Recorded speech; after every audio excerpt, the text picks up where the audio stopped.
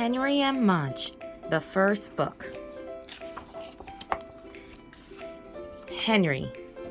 Henry had no brothers and no sisters. I want a brother, he told his parents. Sorry, they said. Henry had no friends on his street. I want to live on a different street, he told his parents. Sorry, they said. Henry had no pets at home. I want to have a dog, he told his parents.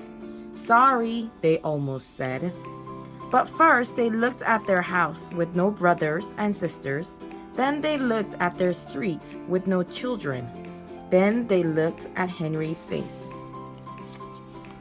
Then they looked at each other. Okay, they said. I want to hug you, Henry told his parents, and he did. Mudge. Henry searched for a dog. Not just any dog, said Henry. Not a short one, he said. Not a curly one, he said. And no pointed ears. Then he found Mudge. Mudge had floppy ears, not pointed, and Mudge had straight fur, not curly. But Mudge was short because he's a puppy. Henry said, he'll grow. And did he ever? He grew out of his puppy cage. He grew out of his dog cage. He grew out of his 7 collars in a row. And when he finally stopped growing, he weighed 180 pounds. He stood 3 feet tall, and he drooled. I'm glad you're not short, Henry said, and Mudge licked him, then sat on him. Henry. Henry used to walk to school alone. When he walked, he used to worry about tornadoes, ghosts, biting dogs, and bullies. He walked as fast as he could. He looked straight ahead. He never looked back. But now he walked to school with Mudge. And now when he walked, he thought about vanilla ice cream, rain, rocks, and good dreams. He walked to school, but not too fast. He walked to school and sometimes backward. He walked to school and patted Mudge's big head, happy. Mudge. Mudge loved Henry's room. He loved the dirty socks. He loved the stuffed bear. He loved the fish tank, but mostly he loved Henry's bed. Because in Henry's bed was Henry. Mudge loved to climb in with Henry. Then he loved to smell him. He smelled his lemon hair. He smelled his milky mouth. He smelled his soapy ears. He smelled his chocolate fingers. Then he put his head by Henry's head. He looked at the fish tank. He looked at the bear. He looked at Henry. He licked him, and he fell asleep. Mudge. One day, Mudge took a walk without Henry. The sun was shining. The birds were flying. The grass smelled sweet. Mudge couldn't wait for Henry, so he left.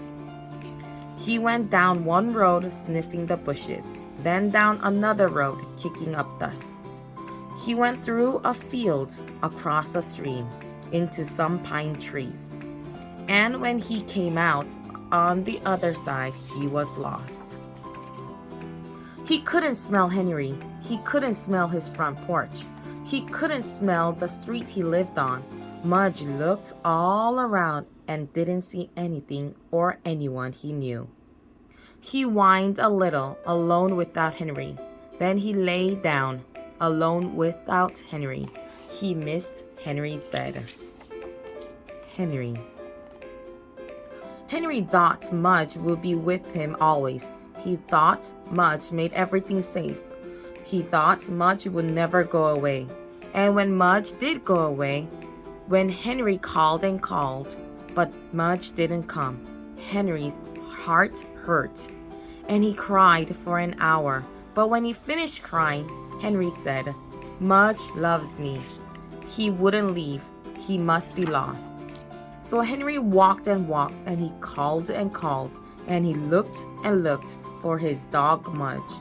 He walked down one road, then down another road. The sun shone as Henry ran through a field, calling and calling.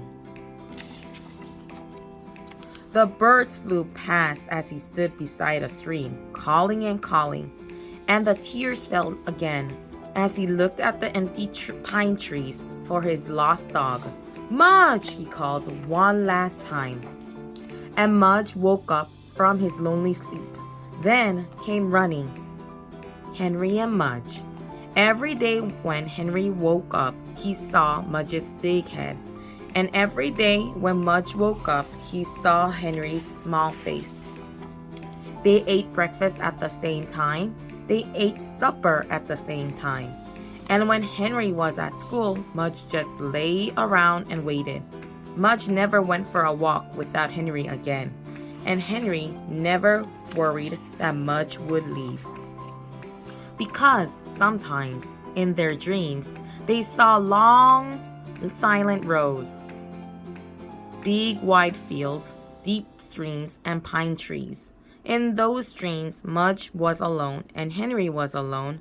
So when Mudge woke up and knew Henry was with him, he remembered the dream and stayed closer. And when Henry woke up and knew Mudge was with him, he remembered the dream and the looking and the calling and the fear, and he knew he will never lose Mudge again. Henry and Mudge, the first book.